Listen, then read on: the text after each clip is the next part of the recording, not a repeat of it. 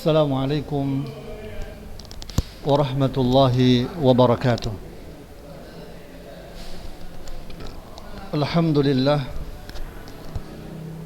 wassalatu wassalamu ala rasulillah wa ala alihi wa sahbihi wa mawalah. Anak-anak Ustaz yang Ustaz cintai dan Ustaz banggakan, kita bersyukur kepada Allah Subhanahu wa taala atas seluruh nikmat dan karunia-Nya yang masih Ia berikan kepada kita. Kemudian salawat dan salam kepada Rasulullah sallallahu alaihi wasallam dan seluruh para sahabatnya serta para pengikutnya sekalian. Anak-anak Ustaz yang Ustaz cintai, pada kesempatan hari ini kita akan membahas mengenai nawaqidul wudu, pembatal-pembatal dari wudu. Ya, apa saja yang bisa membatalkan wudu? Ya. Ya. Nah, yang pertama yang bisa membatalkan wudu adalah ma kharaja min sabil. Ya. Apa saja yang keluar dari kemaluan dan dubur. Ya. Apa saja yang keluar dari kemaluan dan dubur berupa baulan, berupa kencing,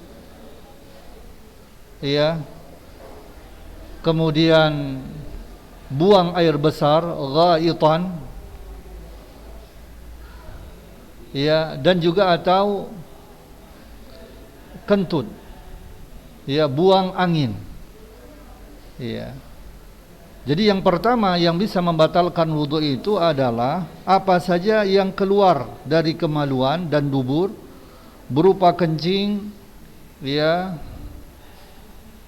buang air besar atau buang angin. Dan ini berdasarkan hadis Nabi sallallahu alaihi wasallam, la yaqbalu Allahu salata ahadikum idza ahdatha hatta yatawadda. Faqala rajulun min Hadramaut, mal hadath ya Abu Hurairah? Qala fusaun aw durat. Allah tidak akan menerima salat seorang di antara kamu yang berhadas sampai ia berwudu, ya, sampai ia berwudu sebelumnya. Maka seorang sahabat dari negeri Hadramaut bertanya, apa yang dimaksud dengan hadas itu wahai Abu Hurairah? Maka jawab beliau adalah kentut yang lirih maupun kentut yang keras. Dan juga firman Allah Ta'ala dalam surah Al-Ma'idah ayat 6, au jaa ahadum minkum minal ghaid, atau kembali dari tempat buang air. Jadi yang membatalkan wudu yang pertama yaitu apa saja yang keluar dari kemaluan dan dubur, ya, berupa kencing, ya, buang air besar atau buang angin. Ma kharaja min sabilin, ya, baulan au ghaitan. Kemudian yang kedua adalah zawalul aqli, yaitu hilangnya kesadaran akal. Ya. Ini, ya, hilangnya kesadaran akal karena mabuk atau sakit. Ya. Maka ini akan bisa membatalkan wudu.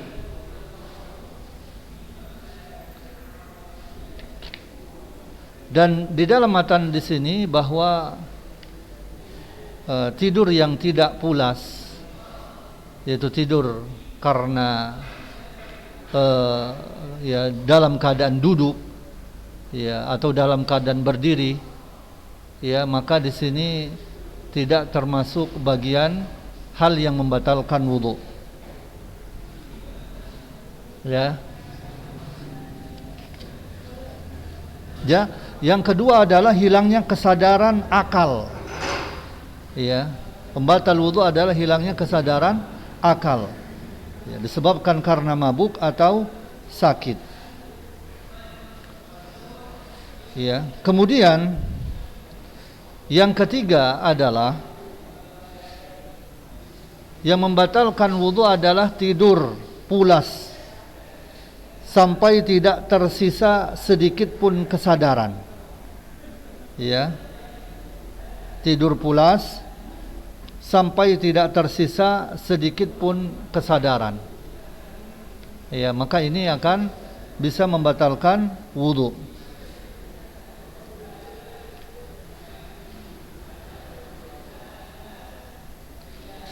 Kemudian selanjutnya adalah hal yang bisa membatalkan wudu adalah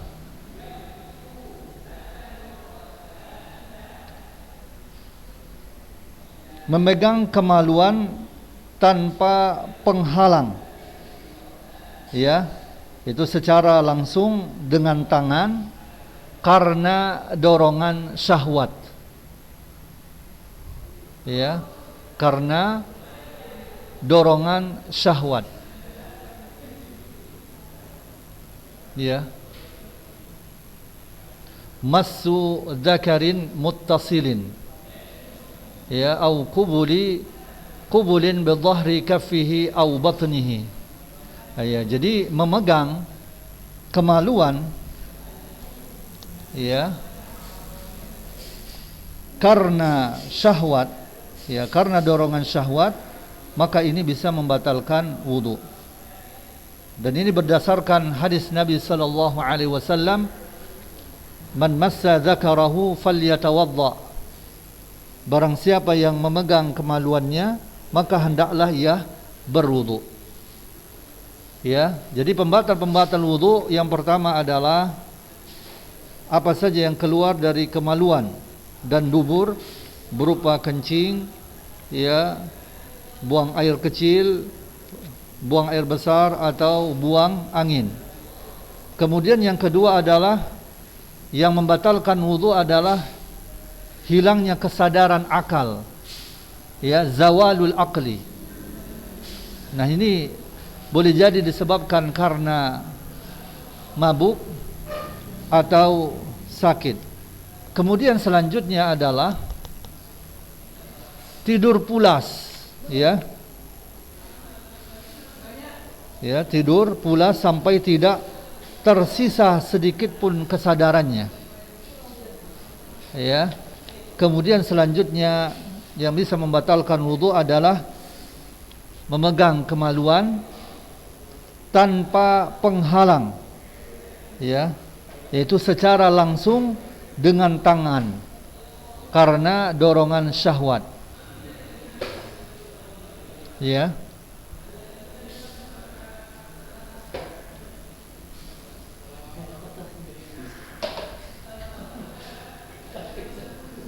Kemudian selanjutnya yang bisa membatalkan wudu adalah aklul lahmi khasatan minal jazur, yaitu makan daging unta. Ya, makan daging unta. Dan ini berdasarkan, ya, sebuah hadis Nabi sallallahu alaihi wasallam di mana Rasulullah sallallahu alaihi wasallam bersabda, tawadda, ya, tawadda min luhumil ibil. Ya, berwudulah engkau karena selesai makan daging unta. Ya, disebabkan karena makan daging unta. Anak-anak Ustaz yang Ustaz cintai, bahwasannya ada dua hal yang karenanya kita diwajibkan untuk berwudu. Ada dua hal yang karenanya kita wajib untuk berwudu. Yang pertama adalah salat. Ya, dan ini berdasarkan hadis Nabi SAW, la yaqbalullahu salatan bighairi tahur. Allah tidak akan menerima salat tanpa bersuci sebelumnya. Kemudian yang kedua, hal-hal yang diwajibkan bagi kita berwudu adalah, yang kedua adalah tawaf di Baitullah. Ya, at-tawafu bil baiti salatun illa anna Allah ahalla fihi al-kalam. Di mana Nabi sallallahu alaihi wasallam bersabda, tawaf di Baitullah itu seperti salat. Hanya saja Allah membolehkan berbicara padanya. Ya. Akan tetapi memang di dalam matan di sini ya ada menyebutkan bahwa sesuatu yang diwajibkan bagi seseorang untuk berwudu itu adalah massul mushaf, untuk memegang mushaf. Ya, akan tetapi ini menjadi perselisihan di antara para ulama. Ya, dan jumhur mengatakan ya termasuk hal yang wajib. Ya, memegang mushaf Al-Quran itu adalah dengan berwudu. Ya, akan tetapi wallahu alam bissawab, bahwasannya pendapat yang lebih kuat adalah bahwasannya hal-hal yang karenanya kita diwajibkan untuk berwudu itu hanyalah salat dan tawaf. Ya, salat dan tawaf. Kemudian anak-anak Ustaz yang Ustaz cintai, sebagai tambahan, ya di sini Ustaz menyebutkan ya ada beberapa hal yang disunnahkan bagi kita untuk berwudu. Ya, ada 9. Ya, ada 9 ya hal-hal yang disunnahkan bagi kita, dianjurkan bagi kita untuk berwudu. Yang pertama adalah berzikir kepada Allah. Ya, hal-hal yang disunnahkan, dianjurkan bagi kita untuk berwudu adalah berzikir kepada Allah Subhanahu wa taala. Kemudian yang kedua adalah ketika hendak tidur. Ya, ketika hendak tidur ini disunnahkan untuk berwudu. Ya, ketika hendak tidur. Kemudian yang ketiga yang dianjurkan bagi kita untuk berwudu adalah orang yang junub bila hendak makan atau minum atau tidur atau hendak mengulangi jima, maka dianjurkan baginya untuk berwudu. Yaitu orang yang junub bila hendak makan, minum, ya, atau tidur, ya, atau hendak mengulangi jima, maka dianjurkan baginya untuk berwudu. Kemudian yang keempat, yang dianjurkan bagi kita untuk berwudu adalah kita berwudu sebelum mandi wajib atau mandi sunnah. Ya, sebelum mandi kita berwudu sebelum mandi wajib atau mandi sunnah.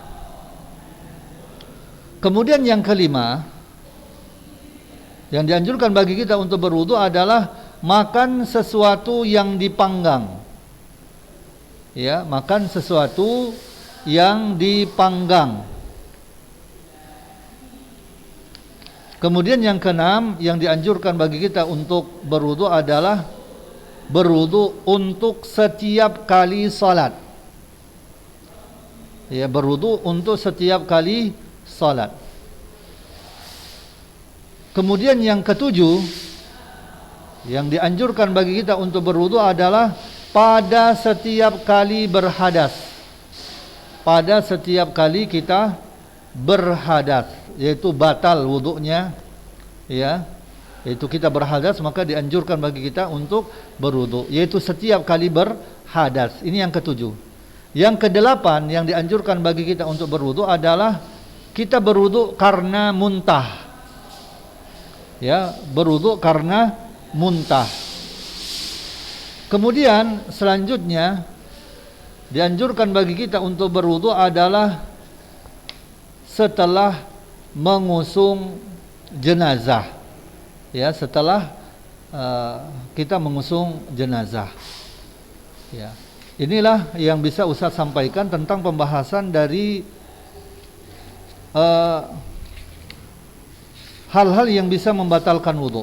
Ya, hal-hal yang bisa membatalkan wudu yaitu apa saja yang keluar dari kemaluan dan dubur, berupa kencing, buang air besar, atau buang angin. Kemudian yang kedua adalah karena hilangnya kesadaran akal. Ya, kesadaran akal karena mabuk atau sakit. Yang ketiga karena tidur pulas sampai tidak tersisa sedikit pun kesadarannya. Ya, kemudian yang keempat memegang kemaluan tanpa penghalang karena dorongan syahwat. Yang kelima makan daging unta.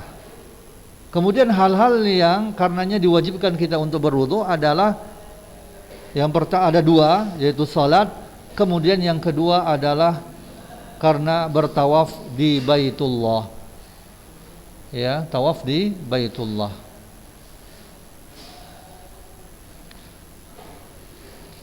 Kemudian kita membahas tentang babul ghusli, yaitu bab tentang ya mandi, ya, mengenai mandi, yaitu mandi besar, ya, mandi besar.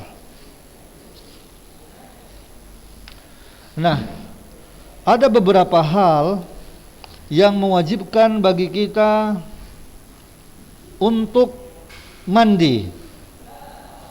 Ya, hal-hal yang mewajibkan, mujibuhu, hal-hal yang mewajibkan kita untuk mandi. Ya, itu ada 4. Ya, mujibul ghusli, hal-hal yang mewajibkan mandi itu ada 4. Yang pertama adalah khurujul mani, keluarnya mani. Ya, keluarnya mani. Baik ketika terjaga, yaitu dalam keadaan tersadar, maupun dalam keadaan tidur nyenyak. Ya, keluarnya mani, khurujul mani, keluarnya mani ini adalah hal yang mewajibkan kita untuk mandi. Baik ketika kita terjaga, sadar, tidak tidur, maupun dalam keadaan kita tidur nyenyak. Ini yang pertama.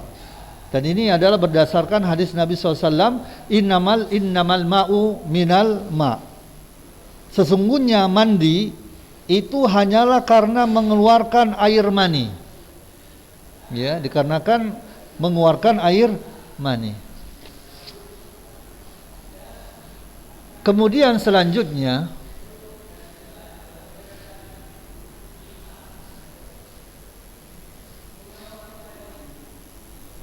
hal yang mewajibkan seseorang untuk mandi adalah islamu kafirin wa mautun. Ya, islamu kafirin,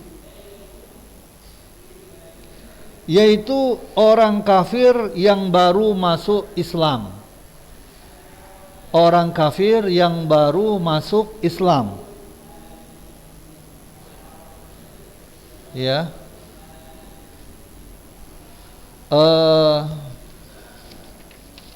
Afwan, sebelum kita masuk ke yang ketiga, yang masuknya orang kafir ke dalam Islam, bahwasanya yang kedua, penyebab seseorang untuk mandi wajib adalah jima, sekalipun tidak mengeluarkan sperma.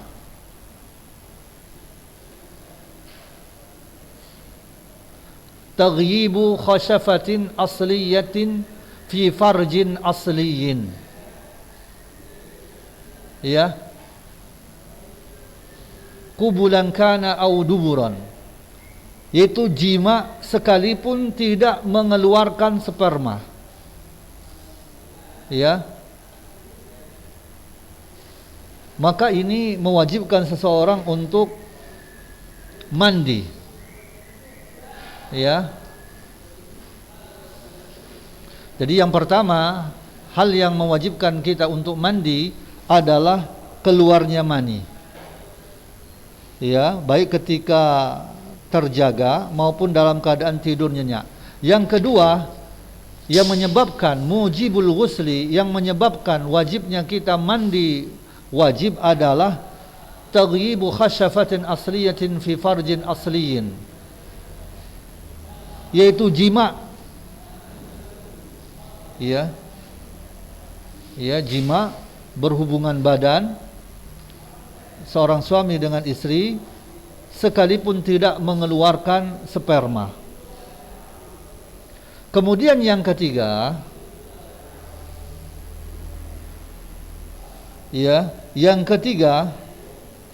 yang mewajibkan mujibul ghusli, yang mewajibkan seseorang untuk mandi wajib adalah islamu kafirin,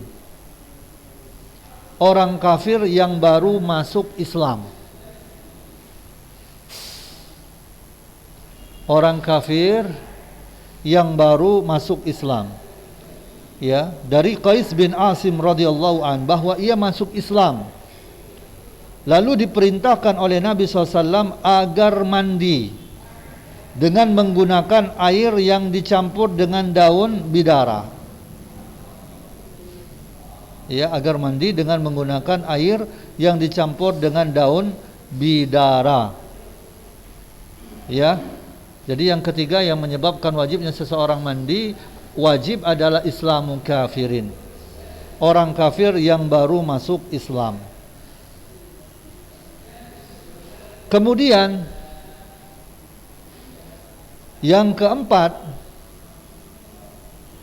yang menyebabkan seseorang itu mandi adalah haidun wa nifasun, berhentinya darah haid dan nifas. Ya, berhentinya darah haid dan nifas. Ya, ini dia. Nah, inilah mujibul ghusli. Ya, hal-hal yang mewajibkan bagi kita untuk mandi.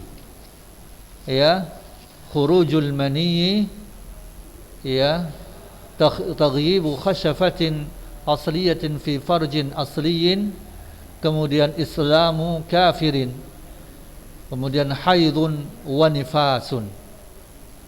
Ya, yang pertama adalah keluarnya mani, kemudian yang kedua adalah berjima sekalipun tidak mengeluarkan sperma, yang ketiga adalah orang kafir yang baru masuk Islam, kemudian yang keempat berhentinya darah haid dan nifas. Nah, rukun mandi besar, ya, rukun mandi wajib itu ada dua. Yang pertama adalah niat, yang kedua menyiramkan air pada sekujur tubuh.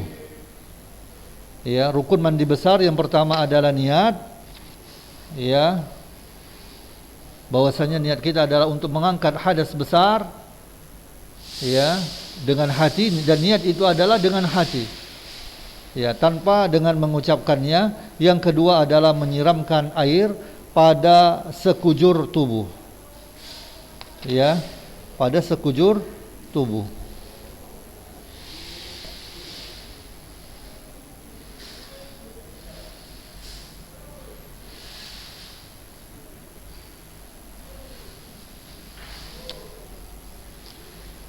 Kemudian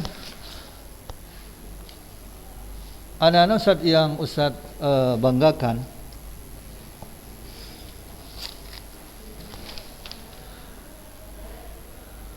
ya, bahwa di sini ada beberapa mandi yang disunahkan.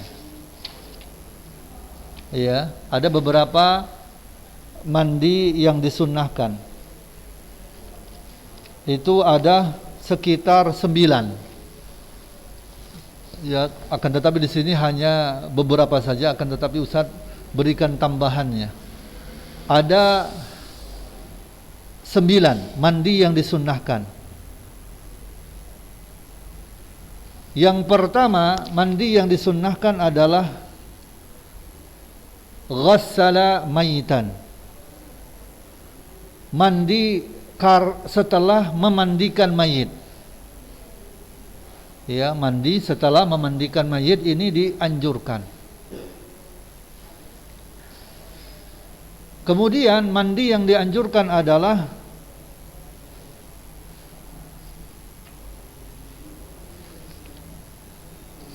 afaqa min jununin au igma'in. Ya, mandi setelah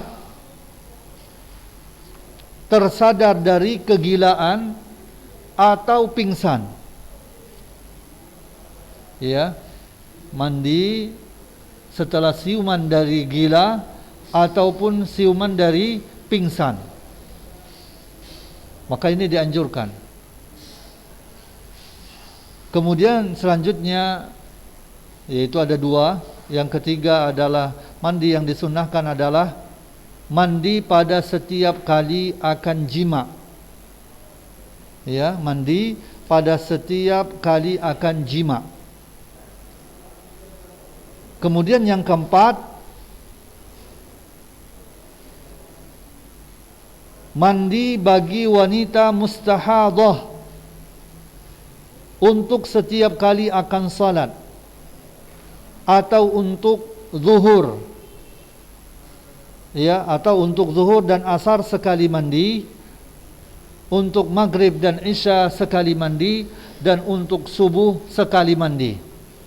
Nah, ini dianjurkan mandi bagi wanita mustahadah untuk setiap kali akan salat atau untuk zuhur dan asar sekali mandi, untuk maghrib dan isya sekali mandi, dan untuk subuh sekali mandi. Kemudian selanjutnya mandi yang dianjurkan adalah mandi setelah menguburkan orang musyrik. Mandi setelah menguburkan orang musyrik. Ini dianjurkan. Kemudian selanjutnya mandi yang dianjurkan adalah mandi untuk salat 2 hari raya dan hari Arafah. Ya, mandi yang dianjurkan adalah mandi untuk salat 2 hari raya dan hari Arafah. Kemudian selanjutnya mandi yang dianjurkan adalah mandi untuk ihram umrah atau haji. Mandi untuk ihram umrah atau haji. Kemudian mandi yang dianjurkan adalah mandi untuk masuk kota Mekah. Ya, mandi untuk masuk kota Mekah. Sedangkan yang terakhir, yang ke-9, ini sebagai pengulangan dari sebelumnya, bahwasanya mandi yang dianjurkan adalah mandi pada hari Arafah. Ya, mandi pada hari Arafah. Nah, anak-anak Ustaz yang Ustaz cintai, mengenai sifat bagaimana tata cara mandi besar, yang dianjurkan adalah yaitu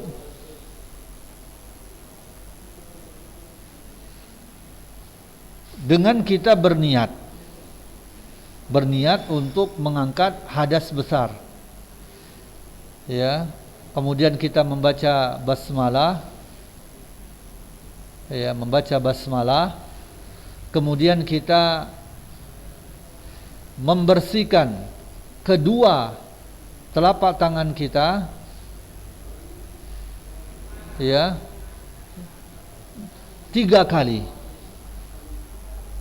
Ya, mencuci tangan ya 3 kali. Ya, kemudian kita berwudu. Ya, kemudian kita berwudu. Ya. Ya, kemudian ya kita menuangkan air ke kepala 3 kali. Ya. Lalu kemudian kita menyiramkan air ke seluruh badan kita, ya 3 kali. Kemudian kita gosok-gosokkan dan kita mulai dengan ya dengan yang kanan,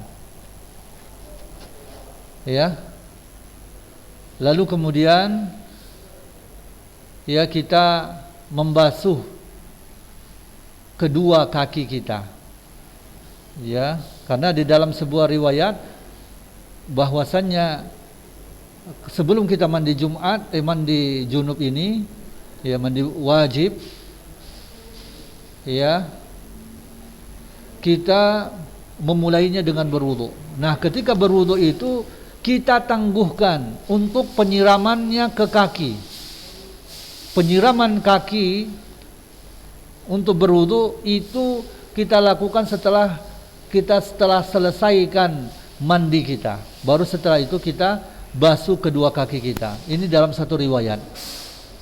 Namun apabila dia berwudu, memulainya dengan berwudu sebelum mandi sampai dia akhirnya membasuh kedua kakinya, kedua telapak kakinya, maka ini tidak mengapa karena memang telah disebutkan di dalam hadis, ya, sebagaimana yang telah disebutkan oleh hadis Nabi sallallahu alaihi wasallam. Nah, kemudian disebutkan bahwa ya, wudunya Nabi sallallahu alaihi wasallam itu menggunakan air dengan 1 mud.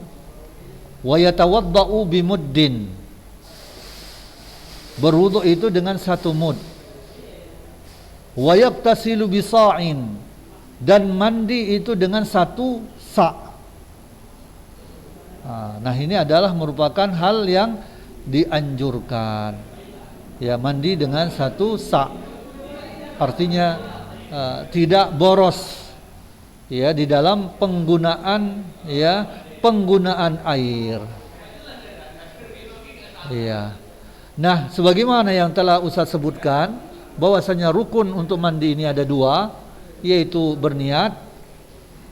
Kemudian yang kedua adalah menyiram air itu merata ke seluruh badan. Maka apabila seseorang itu sudah melakukan ini, ya, maka itu sudah mencukupi, al-mujzi, cukup, ya, baginya.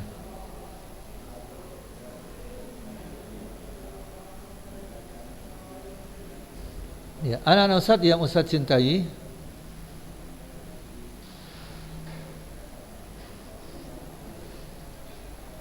nah, yang terakhir di sini disebutkan bahwa bagi orang yang junub dianjurkan, ya, untuk mencuci, ya, kemaluannya, ghuslu farjihi. Bagi seseorang yang junub dianjurkan untuk membersihkan kemaluannya, ghuslu farjihi, membersihkan kemaluannya dan berwudu. Ya, ketika dia akan makan, liaklin, ketika dia akan makan, ya, dan ketika dia akan tidur, naum, ketika dia akan tidur. Dan kemudian yang ketiga, ketika dia ingin mengulangi jima'nya, berhubungan dia dengan istrinya, muawadati wat'in, ingin mengulangi jima'nya dengan istrinya. Nah, ini dianjurkan, sunnah, ya, bagi yang junub, ya, ketika dia akan makan, minum, mengulangi hubungannya dengan istri, dianjurkan baginya ghuslu farjihi wal wudu, yaitu membersihkan kemaluannya dan wudu. Ya, anak-anak Ustadz yang Ustadz cintai, jadi inilah pembahasan kita pada hari ini. Ya, Ustadz hanya memberikan ringkasan saja dari apa yang tertulis di dalam matan ini, dan ada memang beberapa yang Ustadz berikan tambahan, dan Ustadz berharap kepada kalian untuk mencatat ya dari apa-apa yang Ustadz sebutkan, ya apa-apa yang Ustadz sebutkan, ya dari ya hal-hal yang membatalkan wudu, ya hal-hal yang membatalkan wudu. Nah, ini hendaknya dicatat. Dan kemudian hal-hal yang lain yang telah Ustadz sebutkan dari pada kesempatan hari ini. Ya, anak-anak Ustadz yang Ustadz cintai, mungkin ini saja yang bisa Ustadz sampaikan kepada kalian. Ya, mudah-mudahan bermanfaat bagi kita semuanya, dan Ustadz berharap kalian mencatat, ya, mencatat dari hal-hal yang penting yang Ustadz ringkas dari pembahasan ini. Ya. Wa sallallahu ala nabiyina Muhammad wa ala alihi wa sahbihi wasallam. Wassalamualaikum warahmatullahi wabarakatuh.